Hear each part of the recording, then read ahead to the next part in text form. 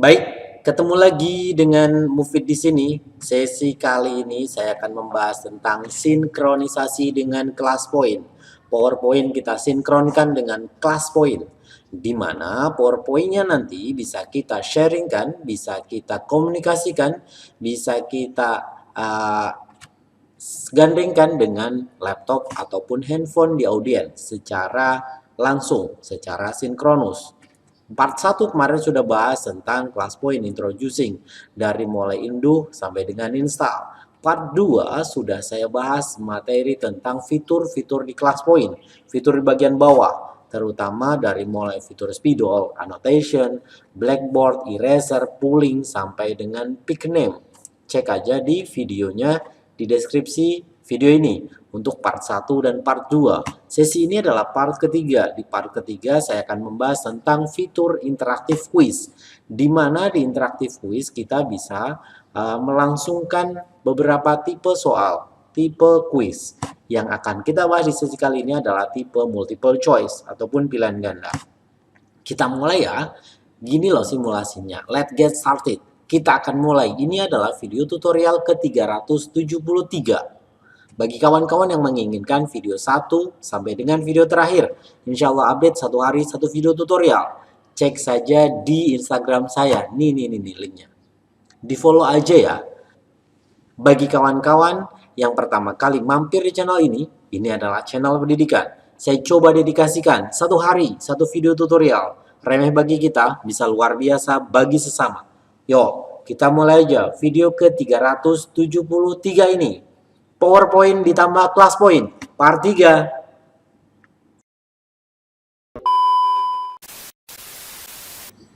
Baik, kita akan mulai ya membuat sebuah quiz dengan quiznya tipenya tipe pilihan ganda. Yang pertama kita masuk di add-on ini, di add-in atau pengayanya class point. Yang belum sign in tinggal di sign in aja agar bisa masuk ke class point-nya. Ini sudah, ketika sudah sign in maka menu fiturnya akan terbuka seperti ini. Yang akan kita pakai yaitu tipe soal multiple choice. Yang pertama, saya akan coba simulasikan dengan mengetik di PowerPoint-nya. Soalnya tipe pilihan ganda. Berarti misalkan yang saya tanyakan soal paling gampang saja lah. Misalkan 2 tambah 5 dikurangi 10 sama dengan. Misalkan soalnya seperti ini. Tipenya tipe pilihan ganda. Berarti saya mengetik manual.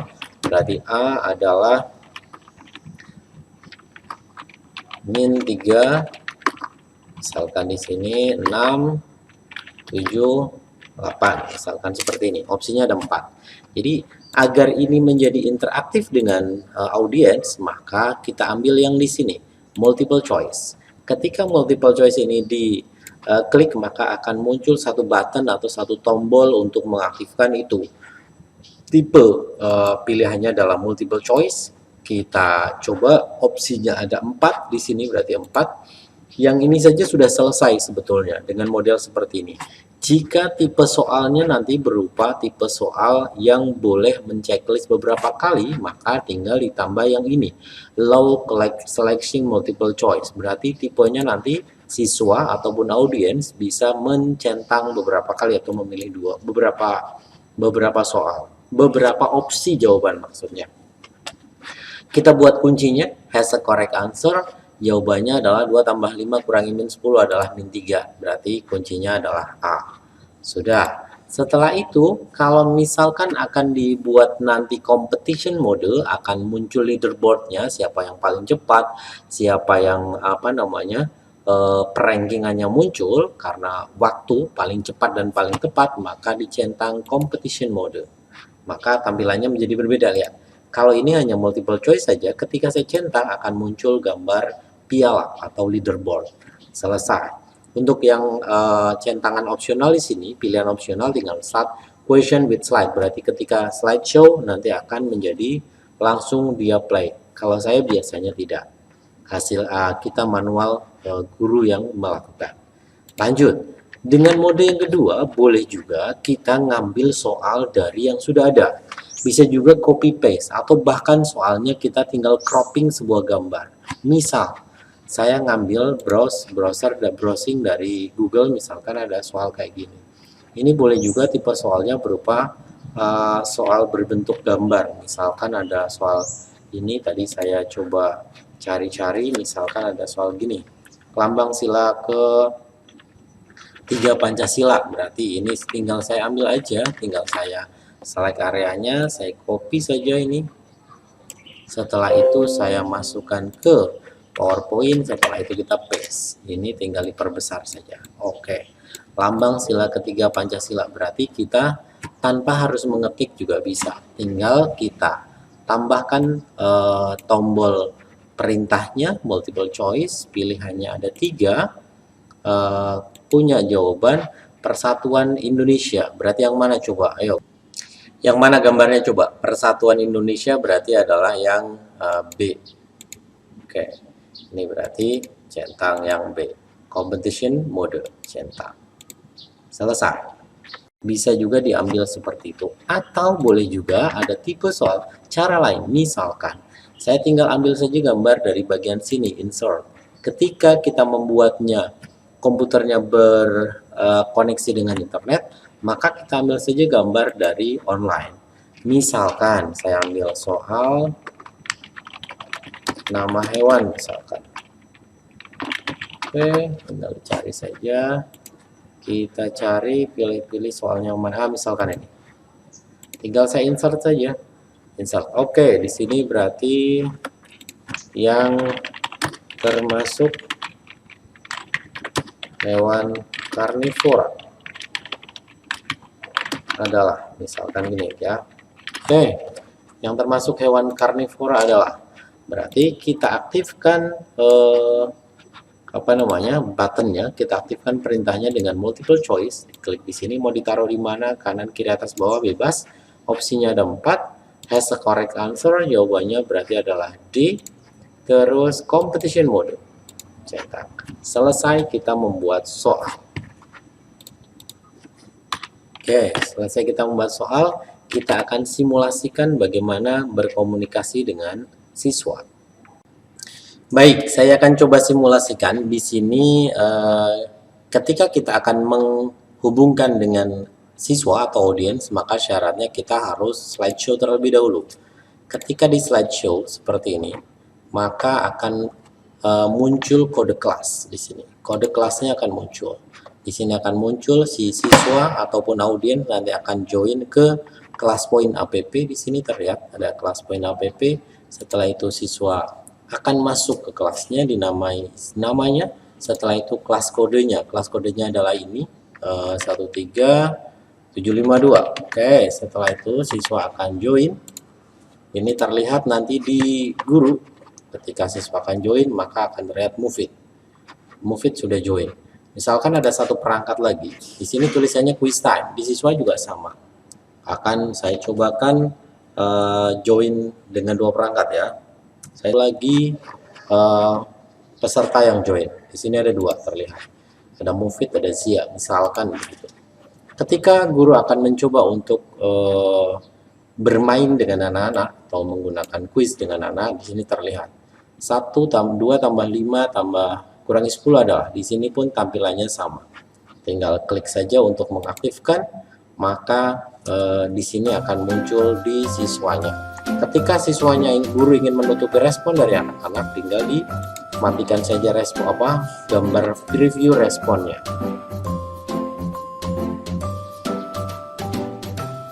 Oke, ketika sudah ada siswa yang submit, terlihat di sini pun ada 2 yang sudah submit. Ketika diklik live status, maka akan muncul sudah submit siapa, dan nanti akan muncul yang pending berapa orang, yang sudah dan yang belum. Ketika diklik di sini responnya, maka akan muncul jawaban dari siswa.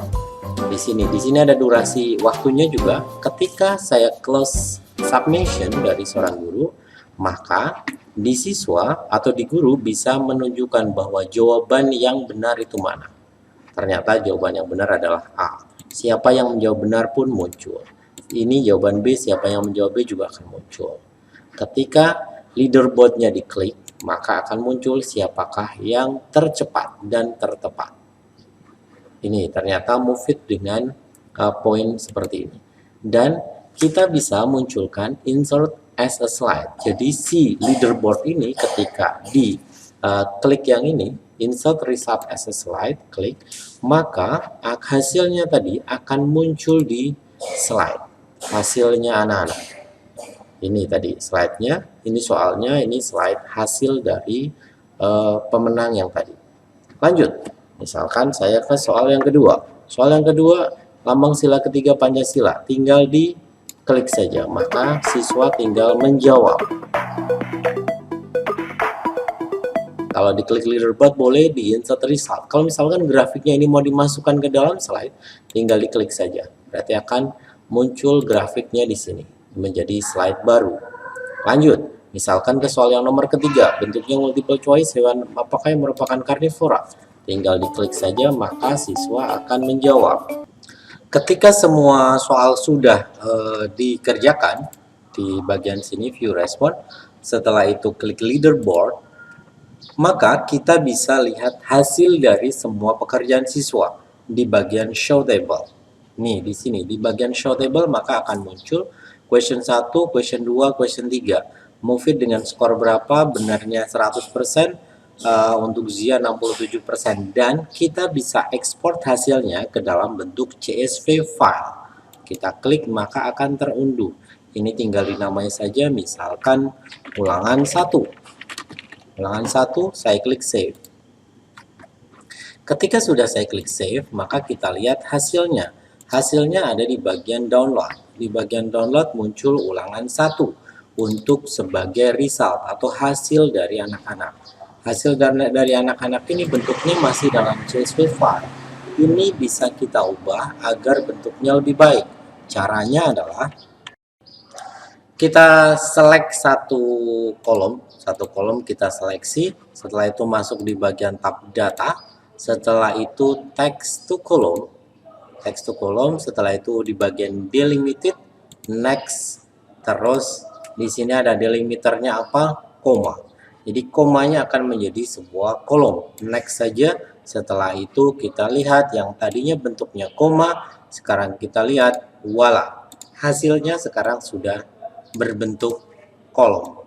Ini sudah terlihat bahwa kita bisa rekap namanya siapa dengan persentase benarnya berapa persen, soalnya ada berapa, dia menjawab jawabannya apa. Begitu kawan-kawan untuk sesi sederhana bagaimana caranya kita menggunakan fitur class point yang pertama, yaitu fitur multiple choice sebagai soal evaluasi yang cukup menyenangkan sebagai alternatif solusi pendidikan. Saya cukupkan untuk sesi kali ini, kurangnya saya mohon dimaafkan, lebihnya jika memang ada silahkan bisa dimanfaatkan. Tetap bahagia, salam sehat selalu. Yang udah subscribe terima kasih, yang belum subscribe saya tunggu, yang nggak subscribe kayaknya kebangetan deh. Thank you untuk semuanya, salam.